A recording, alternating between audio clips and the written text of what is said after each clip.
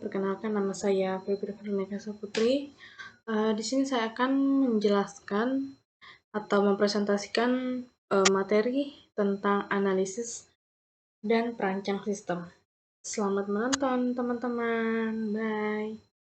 Nah, ini dia materinya, analisis perancang sistem.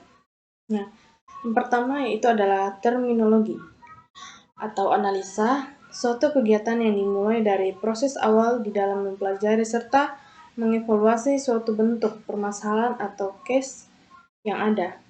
Ada juga sistem, hubungan satu unit dengan unit-unit lainnya yang saling berhubungan satu sama lainnya dan yang tidak dapat dipisahkan serta suatu kesatuan dalam rangka mencapai tujuan yang telah ditetapkan. CHR Jimmy L. Goa. Informasi, data yang telah diklasifikasikan atau diolah atau diinterpretasikan untuk digunakan dalam proses pengambilan keputusan. Ada analisis data. Penguraian dari suatu sistem informasi yang utuh ke dalam bagian-bagian komponennya dengan maksud untuk mengidentifikasikan dan mengevaluasi permasalahan, kesempatan, hambatan yang terjadi, dan kebutuhan yang diharapkan sehingga dapat diusulkan perbaikan. Nah, ini adalah contoh terminologi. Di sini ada input, proses dan outputnya, dan menjadi subsistemnya. Seperti ini contohnya. Di sini juga ada jenis-jenis sistem. Yang pertama itu level organisasi, yaitu terdiri dari transaction atau processing system. Ada juga level knowledge, terdiri dari office automation system dan pendukung knowledge work system. Ada juga level sistem ahli, terdiri dari sistem informasi, manajemen, dan decision support system. Ada juga level manajemen strategis, terdiri dari executive support system, group decision support system, dan lebih umumnya dijelaskan computer support dan collaborative support system. Di sini adalah siklus hidup pengembangan sistem. Ini adalah siklus hidup pengembangan sistem, yaitu yang pertama adalah identifikasi masalah, perhitungan, dan tujuan. Ada menentukan syarat-syarat, ada menganalisa kebutuhan sistem, ada juga merancang sistem yang direkomendasikan, ada juga pengembangan dan mendokumentasikan, ada juga perangkat dan lunak. Ada juga menguji dan mempertahankan sistem. Yang terakhir, mengimplementasikan dan menguasai sistem. Di sini ada tahap-tahap dalam analisa sistem. Yang pertama itu menentukan secara tepat mengenai sasaran sistem. Nah, selanjutnya mempelajari bentuk organisasi, ada menganalisa laporan yang saat ini sudah dihasilkan, ada juga melakukan penelitian terhadap penyelenggara sistem dan prosedur yang saat ini dijalankan, ada mengidentifikasikan data, masukan, melakukan evaluasi terhadap aktivitas sistem dan yang sedang berjalan. Nah, ini adalah sasaran perancang sistem. Menentukan secara tepat banyaknya informasi, melakukan upaya standarisasi, ada juga pengembangan sistem dan penganalisan, mengurangi fungsi-fungsi dan terduplikasi. Metode pengembangan sistem atau biasa disebut adalah sistem development life adalah proses mengembangkan suatu atau mengubah suatu sistem perangkat lunak dengan menggunakan model-model atau metodologi yang digunakan orang untuk mengembangkan sistem produk lunak. Sebelumnya ada Rosa dan Hasanuddin 2015. Model proses.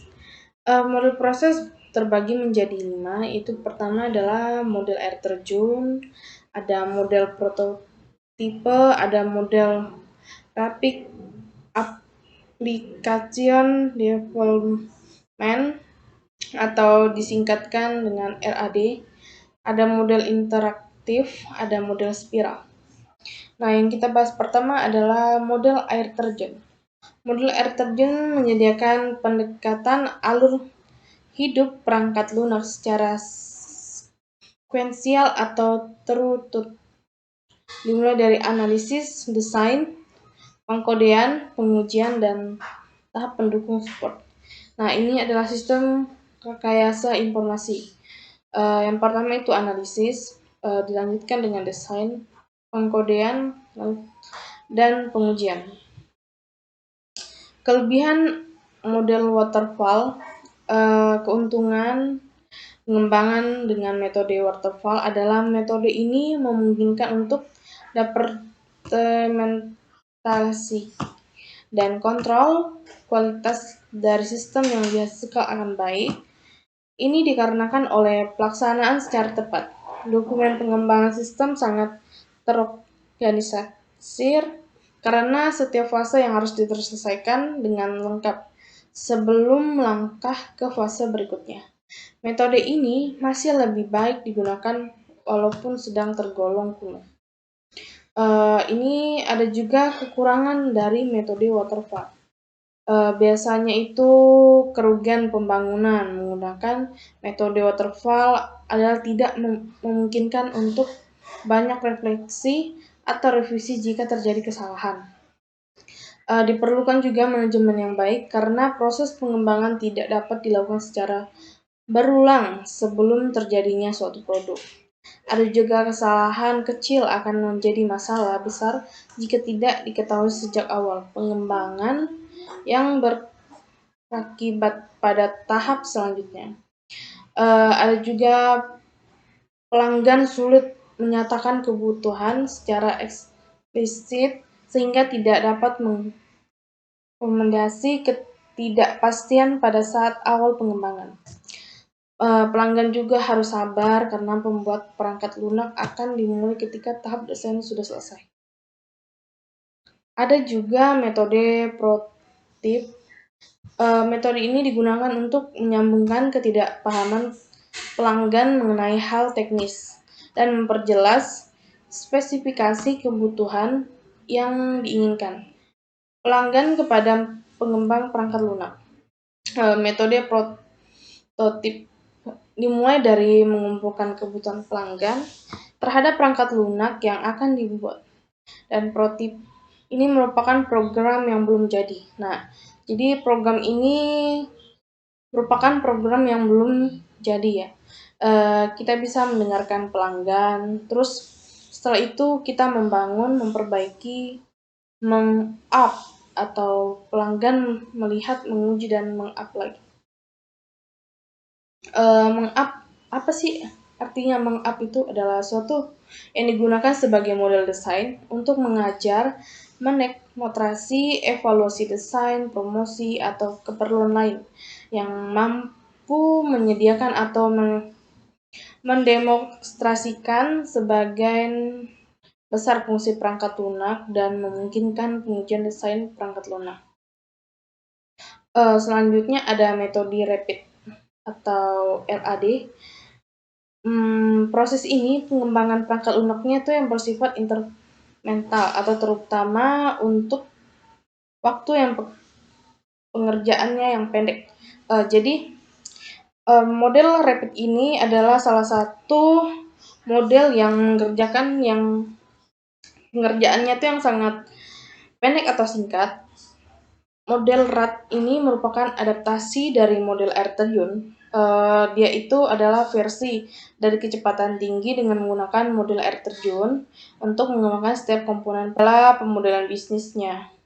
Ini ada tim 1, ada tim 2, pemodelan data, ada prosesnya, ada pemodelan aplikasinya, ada pengujian pergantian atau pemodelan aplikasi, ada juga pengujian dan pergantian.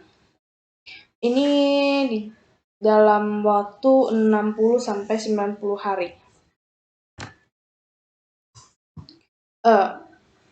Pemodelan sistem. Untuk memodelkan fungsi bisnis, untuk mengetahui informasi apa yang terkait dengan proses bisnis. Informasi apa saja yang harus dibuat, siapa yang harus membuat informasi tersebut, bagaimana alur informasi tersebut, terus apa saja yang terkait informasi tersebut. Nah, ada juga pemodelan data. Pemodelan data apa ya yang saja dibutuhkan berdasarkan pemodelan bisnis dan mengidentifikasi atribut-atribut beserta relasinya dengan data yang lain. Ada juga pemodelan proses, mengimplementasikan fungsi bisnis yang sudah didefinisikan terkait dengan pendefinisian data. Ada juga pembuatan aplikasi, implementasi proses data menjadi program. Ada juga pengujian dan pergantian, menguji komponen yang sudah tepat dibuat. Ada juga model interaktif. Nah, model interaktif ini proses-prosesnya pada mirip dengan model air terjun dan interaktif pada model prototipe yang menghasilkan versi-versi perangkat yang lunak yang sudah mengalami penambahan fungsi untuk setiap pertambahannya. Model ini sangat cocok untuk mengembangkan dengan turnover staff yang tinggi. Model incremental dibuat untuk mengatasi kelemahan model waterfall yang tidak mengakomodasi interaksi dan mengatasi kelemahan dari metode prototipe untuk memiliki proses terlalu pendek. Nah, dimulai dari analisis dan lanjutkan dengan desain, lanjutkan dengan kode, dan uji. Ini adalah contoh produk Intermen 1, dan ini Intermen 2, dan ini Intermen 3. Ada juga model spiral. Model spiral atau memasang interaktif pada model dengan kontrol dan aspek sistematik yang diambil dari model air terjun yang menyediakan pengembangan dengan cara cepat dengan perangkat lunak yang memiliki versi yang tersebut bertambah fungsinya. Cocok digunakan untuk pengembangan aplikasi dengan skala besar, tetapi target waktu dan biayanya itu terlalu tinggi. Memang model spiral ini cocok digunakan untuk pengembangan aplikasi dengan skala besar, tetapi target waktu biaya tidak terlalu tinggi. Ada komunikasi dengan pelanggan, customer, untuk membangun komunikasi yang efektif antara pengembang, developer, dan pelanggan customer. Perencanaan planning untuk mendefinisikan sumber daya.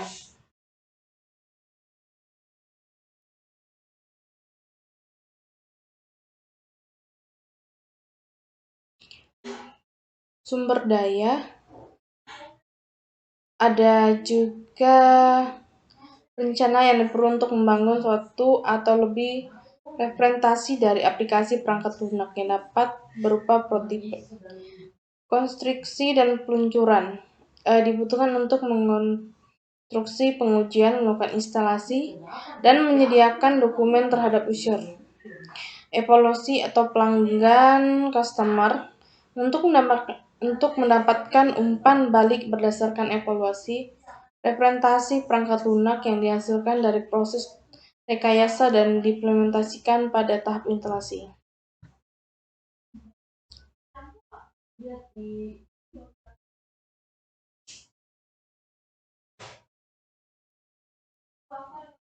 Komunikasi dengan pelanggan customer untuk membangun komunikasi yang efektif antara pengembang, developer, atau pelanggan customer. Atau perancang planning untuk mendefinisikan sumber daya, waktu, dan informasi yang terkait dengan proyek. Analisa risiko diperlukan untuk memikirkan risiko dari segi teknis maupun manajemen. Rekayasa diperlukan untuk membangun suatu atau lebih representasi dari aplikasi perangkat lunak. Dapat juga berupa prototipe. Konstruksi dan peluncuran dibutuhkan untuk konstruksi, menguji, melakukan instalasi, dan menyediakan dokumen tradisional. Evolusi pelanggan untuk mendapatkan umpan balik berdasarkan evolusi representasi perangkat lunak yang dihasilkan dari proses rekayasa diimplementasikan pada tahap instalasi. Di sini adalah simbol DAT. Ada vektor, external entity, ada juga proses, ada data store, ada data flow. Ini adalah simbol DAT. Di diagram alir data atau logika dan fisik. Diagram alir data logika memfokuskan pada bisnis serta bagaimana bisnis tersebut berpotensi dan tidak berhubungan dengan bagaimana sistem dibangun. Diagram alir data fisik menunjukkan bagaimana sistem tersebut diimplementasikan termasuk perangkat keras, perangkat lunak atau file-file dan orang-orang yang terlibat dalam sistem.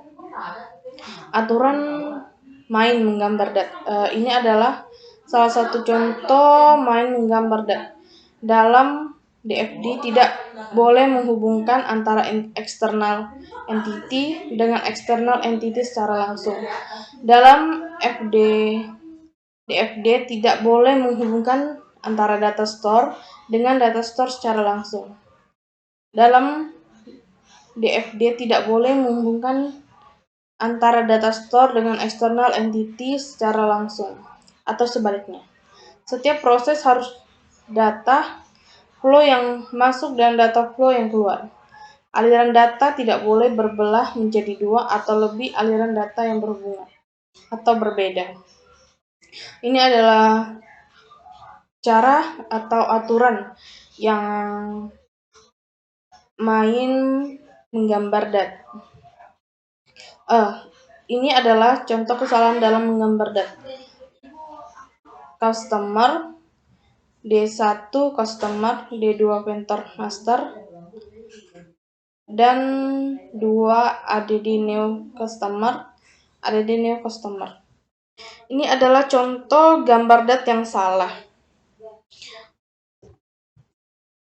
Tahap proses pembuatan DAT. Nah, diagram konteksnya itu tingkatan tertinggi dalam diagram alir data dan hanya membuat satu proses, menunjukkan sistem secara keseluruhan, diberikan nomor 0 dan tidak membuat penyimpanan data. Kalau diagram 0 menggambarkan detail dari diagram konteks, masukan dan keluaran yang ditetapkan dalam diagram konteks. Tetap konteks dan dalam semua diagram sub urutannya dan sudah menunjukkan bentuk penyimpanan. Sedangkan diagram detail dikembangkan untuk menciptakan diagram anak yang lebih mendetail. Proses pada diagram 0 yang dikembangkan disebut preg atau proses induk, dan diagram yang dihasilkan disebut challenge diagram. Apabila proses tersebut tidak dapat lagi dikembangkan, disebut sebagai proses primitif. Dan lanjutkan ke calon siswa, daftar calon siswa. Jadi sistem informasi pendaftaran Orde International School. Sama juga dengan bank. Diawali dengan formulir, dilanjutkan bank, terus data calon siswa. Setelah itu kita masuk ke kepala sekolah atau lab pendaftaran, lab data siswa atau lab pembayaran. Nah, sedangkan ini adalah diagram 0. Dimulai dari pendaftaran 1, dilanjutkan dengan formulir, data siswa, dan calon siswa. Diagram nol hampir mirip dengan diagram konteks, cuma alurnya saja yang hanya berbeda sedikit. Berbeda dari diagram detail. Diagram detail lebih berbeda dibandingkan diagram konteks dan diagram nol. Di sini adalah langkah-langkah mengembangkan data. Membuat sebuah daftar tentang kegiatan-kegiatan bisnis dan digunakan untuk menentukan berbagai macam entitas eksternal, aliran data, berproses penyimpanan data. Menciptakan sebuah diagram yang menunjukkan entitas-entitas eksternal dan aliran-aliran data menuju sistem. Menggambar diagram nol yang menunjukkan proses dan penyimpanan data. Menciptakan diagram anak untuk setiap proses dalam diagram nol, mengecek kesalahan dan memastikan label-label yang ditetapkan untuk setiap proses dan aliran data. Dan ini adalah langkah-langkah untuk menyiapkan prototipe output berbasis layar. Yang pertama itu menentukan kebutuhan akan laporan tersebut, menentukan pengguna, menentukan item-item data yang dimasukkan, mengestimasi ukuran laporan secara keseluruhan, judul laporan, nomor halaman, memasukkan tanggal persiapan laporan, memberi label setiap kolom data secara tepat, menentukan data-data variabel, menunjukkan tempat baris-baris kosong, mengulas laporan-laporan prototipe. Ini adalah langkah-langkah menyimpan prototipe untuk output berbasis layar. Perangkat input merupakan awal dimulainya proses informasi. Bahan mentah dari informasi adalah data yang terjadi dari transaksi-transaksi yang dilakukan oleh organisasi. Formulir adalah perangkat penting untuk mengendalikan aliran kerja dan digunakan untuk menangkap komputer dapat data yang terjadi, sering juga disebut dokumen dasar. Nah, ini adalah tujuan perancang input, membuat penyelesaian input yang mudah dan efisien, menjamin input akan memudahkan tujuan yang diharapkan, menjamin penyelesaian yang tepat, membuat tampilan layar dan formulir yang menarik, membuat input yang tidak rumit, membuat tampilan layar dan formulir yang konsisten. Petunjuk perancang dokumen dasar. Yang dibutuhkan adalah kertas yang digunakan, ukuran dari dokumen dasar, warna yang digunakan, judul dokumen dasar, nomor dokumen dasar, nomor urutan dokumen dasar, nomor dan jumlah halaman, spasi, pembagian area, caption,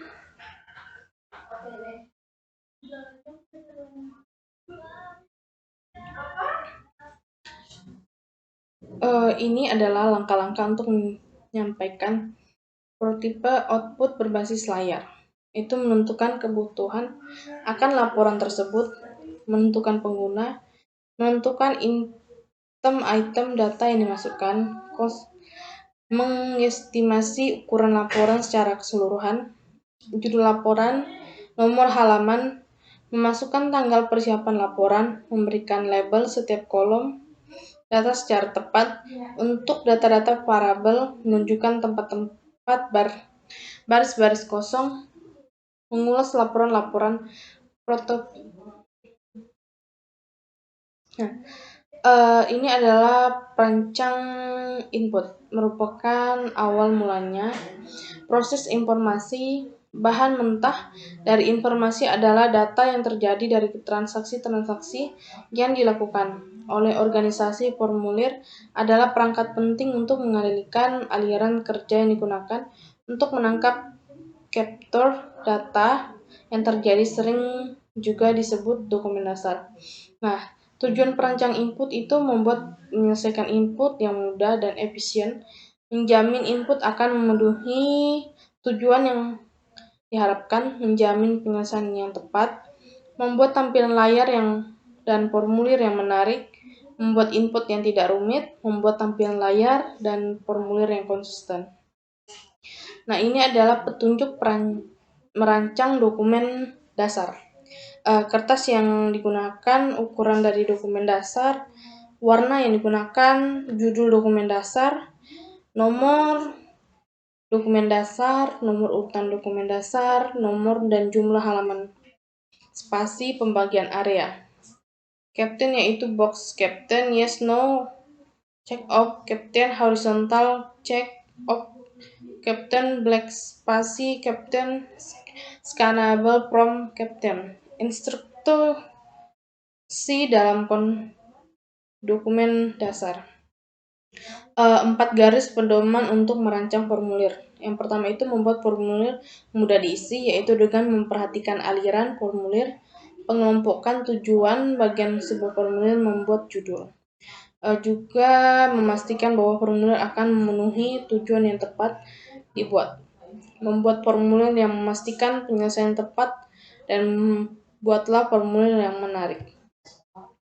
Cara mengurangi masukan. Ada beberapa cara yang dapat digunakan untuk mengurangi jumlah masukan. Cara yang dapat dilakukan adalah menggunakan kode, data yang relatif konstan yang disampaikan di file induk, jam dan tanggal dapat diambil dari sistem, rutin perhitungan dilakukan oleh sistem.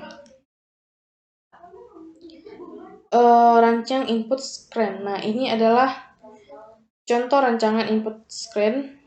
Ini adalah bukti transaksi, nomor faktur, ada nomor pelanggan, nama, tanggal, alamat, dan nomor telepon, kode barang. Kita bisa mengisi semua data diri kita di dalam sini. Sini sudah tertera ada kode barangnya, nama barangnya apa, harga satuannya berapa, jumlah yang dibeli berapa, jumlah harga atau bayarnya berapa. Nah, di sini setelah itu kita pencet beli. Nah, terus kita juga bisa menambahkan barang, bisa. Jikalau kita ingin membatalkan atau menghapus, bisa. Dan kita bisa mempencet selesai. Dan di sini akan muncul ada total pembayarannya berapa, uang bayarnya, uang kembali. Dia akan muncul secara otomatis setelah kita mengisi kolom-kolom yang telah tertera di screen atau faktur ini. Notasi tipe. Nah, ini adalah notasi tipe data dan beserta keterangannya. Nah, ini ada setiap karakter, ada angka numerik, ada karakter alfabeta, ada angka 0 ditambahkan dalam spasi kosong. Ada juga titik sebagai pemisah ribuan, ada koma sebagai pemisah pemecah, ada hyphen sebagai tanda penghubung, ada slash sebagai tanda pembagian. Nah, ini adalah struk atau barang yang akan kita beli. Nah, di sini ada kode barang. Di sini kita bisa mengisi nama barangnya, ada satuannya, ada harga satuannya, ada stoknya. Nah, di sini juga kita bisa menambah atau membatalkan atau mengubah apabila ada yang salah dari pengisian yang kita isi di awal. Kita juga bisa menghapusnya, bisa menyimpannya terlebih dahulu. Dan batal, simpan, ada ubah, hapus, cari, dan selesai. Ada notasi struktur data. Notasi beserta keterangannya ada terdiri dari ada N dan, pilihan, ya atau tidak, interaksi atau pengulangan proses, ada pilih salah satu, ada pemisah pilihan di dalam tanda, ada keterangan atau catatan, ada petunjuk fillet atau petunjuk key fillet. Ada contoh kamus data. Ini adalah kamus data bentuk dokumen masukan. Jika kita ingin membuat dokumen, ini semua harus tertera di dalam dokumen kita. Ada nama arus data, ada alias, ada bentuk data, arus data, ada proses, penjelasan, ada periode, ada volume, ada struktur data. Proses penyusunan kode. Dalam merancang kode, menyusun sistem perlu diperhatikan berbagai hal agar kode yang digunakan disusun dapat berguna dan dapat membantu memudahkan proses data, yaitu harus mudah diingat, harus fleksibel, harus unik, harus efisien, harus konsisten, spasi hindari karakter yang mirip, harus distandarisasi, panjang kode harus sama. Di sini ada contoh struktur kode, ada struktur kode pendaftaran, nama kode, ada fungsi, ada panjangnya, ada tipe, ada format, ada inisial pendaftarannya. Ini adalah contoh struktur kode. Spesifikasi proses. Spesifikasi proses atau mini karena merupakan sebagian kecil dari spesifikasi proyek total yang diciptakan untuk proses-proses primitif atas suatu diagram aliran data serta untuk beberapa proses pada level yang lebih tinggi yang mengembangkan diagram anak. Tujuan membuat spesifikasi proses untuk mengurangi makna ganda dari proses tersebut, memperoleh deskripsi yang tetap mengenai apa yang dicapai, untuk memvalidasi sistem desain. Ini adalah bagan HIPPO. Sasaran HIPPO yaitu untuk menyediakan suatu struktur guna memahami fungsi dari sistem untuk lebih menekankan fungsi yang harus diselesaikan oleh program, untuk menyediakan penjelasan dari input dan output pada masing-masing tiap tingkatan dari HIPPO, untuk menyediakan output yang dapat dan sesuai dengan kebutuhan pemakai. Ini adalah diagram dalam paket HIPPO, yaitu Visual Table, Konteks atau VTOC atau Overview Diagram, ada Detail Diagrams. Ini adalah contoh HIPPO. Kita bisa melihat langsung.